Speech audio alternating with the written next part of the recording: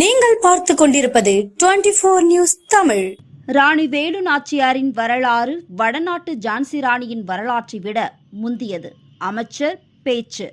சிவகங்கை நகரில் இருந்து காளையார்கோவில் செல்லும் சாலையில் உள்ளது ராணி வேலு நாச்சியாரின் மணிமண்டபம்.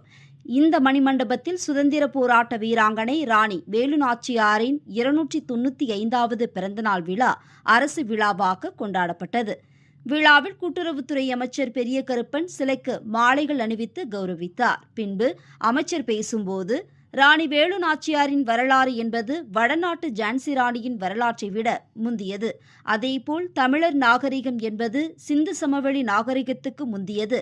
இவற்றையெல்லாம் வடக்கில் இருந்து வந்து அரசியல் செய்பவர்கள் முன்னிலைப்படுத்தாமல் மறைத்து வருகிறார்கள். இருந்தாலும் திமுக அரசு இவற்றையெல்லாம் புதுப்பித்து மக்களின் பார்வையில் வெளிச்சத்திற்கு கொண்டு வருகிறது.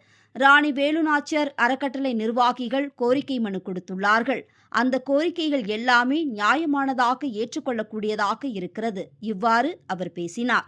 இவரை தொடர்ந்து மாவட்ட ஆட்சியர் ஆஷா அஜித், காரைக்குடி சட்டமன்ற உறுப்பினர் மாங்குடி, மானாமதுரை சட்டமன்ற உறுப்பினர் தமிழரசி ஆகியோரும் பேசினார்கள்.